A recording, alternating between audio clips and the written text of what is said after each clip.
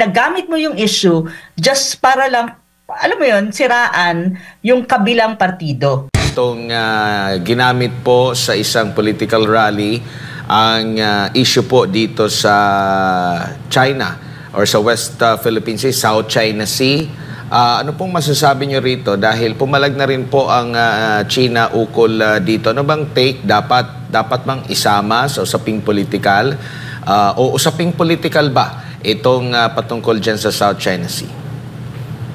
Sa akin naman kasi nabasa ko rin yung statement ng China, I think through the foreign ministry nila. At yun nga, pumapalag sila, sinasabi nilang ito ay political manipulation kasi nga oras ng ng kampanya at saka nasa midterm election tayo, nagsisimula na. At nandun tayo, yung mga senatorial ngayon ang umiikot at nagkakaroon ng mga proclamation rally. Ganito naman sa akin ang tingin ko dyan. I don't have anything against kung pag-uusapan sa election na to, lalo na sa mga debate, ang issue ng South China Sea. Kasi it's a legitimate issue. It's a foreign policy issue. Na kung saan, kapag tumatakbo kang senador or even Congress, mayroon ka kasi mga committee on foreign affairs na kung saan relevant ang issue ng South China Sea because it's a regional and at the same time it's a foreign policy issue. Ngunit, ang hindi ko lang, ang feeling ko medyo off at medyo parang hindi okay is you use the issue as in a manipulative way just to exude some kind of nationalist sentiment na hindi naman nalatag ng mabuti ang issue dahil nga kampanya yan. Ang usually sa mga kampanya, sa mga sorties, sa mga rally, sound bites lang.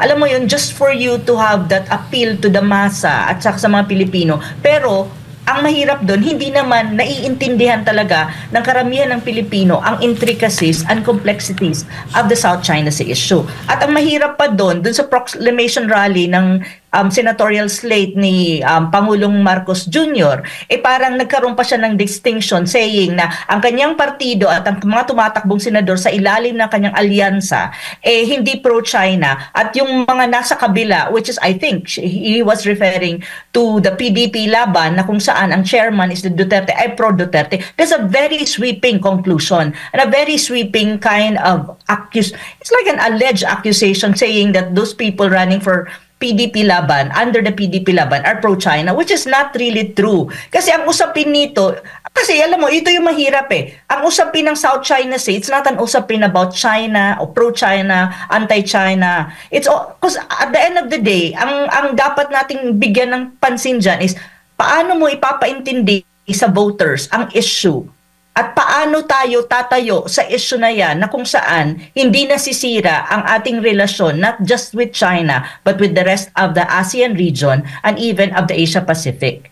Yun At paano ka babalanse sa mga nangyayari geopolitical na nangyayari sa Asia Pacific. Ganun siya dapat. It should be an educational kind of way of presenting the issue. Not in a way na ginagamit mo yung issue just para lang alam mo yun, siraan yung kabilang partido na kung saan katunggali mo sa election na to. Which very obvious naman, ang pinatatamaan ni Bongbong Marcos was actually the PDP laban at si former President Rodrigo Duterte. But for me, that's a very sweeping statement without even some kind of justification. It doesn't mean that you're a friend to China or yung gobyerno ni President Duterte nung panahon niya has that kind of independent foreign policy, very balanced and neutral, but yet a friend of China to a greater extent or friendly to China, which we benefited economically, is pro-China ka na. You can be a friend of another country like China, the United States, but still at the end of the day, you would still be pro-Philippines. Walang problema doon. Pero the way Bongbong Marcos frame it is as if like kami pro-Philip or kami anti-China, sila pro-China. Ganon ang kanyang optics Actually, it's not even pro-Philippines. It's really an optics of we are anti-China, they are pro-China. That is wrong way of framing it, really, to be very frank. Kasi nakikita nyo rin po ba na makakaapekto ito ng lubusan sa ating ekonomiya? Kasi meron ng ganong naratibo at galing pa ito mismo sa bibig ng ating Pangalawang Pangulo. At Pangulo pala natin, hindi pala Pangalawang Pangulo, mga Pangulo natin. And nakikita naman natin ng China, isa sa mga partner ng Pilipinas, marami tayong mga inaangkat mula sa China. At kung ganyan ang naratibo, baka isipin ng China na, pwede na pala ito sila maging independent, tingnan natin. Pwede ba nating masabing ganyan, Prof? Actually, to be very honest with you, Admar, ngayon ko lang nakita na nag-react ang China pagdating sa naratibo ng anti-China during election. Kasi usually, ilang election na tayo, ilang election na rin ako nag-observe, usually they let it slide Parang okay lang, hindi na nila pinapansin. But this time around, I think pinansin nila at nagkaroon sila ng reaction and statement. I think it's because of the fact that it was the president who said these things.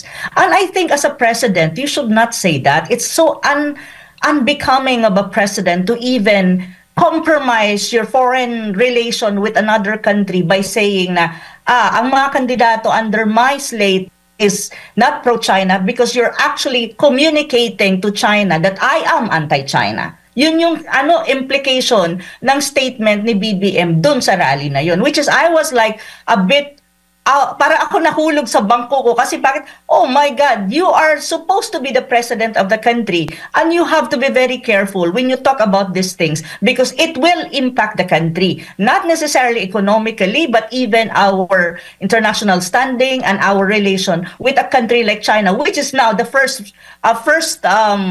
economy, the largest economy in the world actually kasi mas mataas na ang kanilang GDP kaysa sa United States. Actually, there was an article in the New York Times na sinasabi nga na nalampasan na nga ng China ang United States. So, yun yung medyo na-off ako ng konti kasi you're supposed to be the president of the country. Kahit rally yan, whatever you say would reflect on the country's position, especially when it comes to foreign policy. Dapat maingat siya doon. Pero it was so unbecoming as far as I'm concerned. Sana hindi na lang niya na-mention ng ganun. Pero alam naman natin yung optics, John, gusto niya iparating sa mga boboto na, oy, kami ang iboto nyo dahil kami anti-China kami. Kasi ganun talaga ang optics, anti-China, pro-China. Parang ganun ang ginawa niya. When in fact, dapat hindi ganun. On the other hand, how it will impact? Yes, of course, it will impact. Lalo lang pinaiinit yung challenging diplomatic relation ng dalawang bansa. At saka syempre, kung mag-retaliate ang China, they can flex their muscle. And how they gonna flex it? Hindi naman military and defense yan Usually, it's economic. And actually, right now, nagsasuffer naman talaga na ang economic na, in terms of investment and capital man yan, projects, or even tourism, ang Pilipinas naman affected na economically speaking. Pero kung patuloy na tayong ganito, siguro mas lalo pang maapektuhan tayo na economically. At alam naman natin that we cannot deny and we cannot ignore that China really is a big country. Mas lalo na when you talk about economy. Every country in the world are trying to be at the good side of China. But it's so, parang napaka-stupid on our side not to even think about that. Really. At saka ginamit mo pang optics sa kampanya, dapat hindi na. Probably other people can do that. Yung mga kumakandidato, I would understand. But coming from a president, that was really, for me, unbecoming. Kasi you're the president This kind of issues are foreign policy issues. These are sensitive issues. And you have to be careful what you say in public. Even if nagpapakampanya ka for your senatorial slate. For me, it should not have been like that. O, ganun ang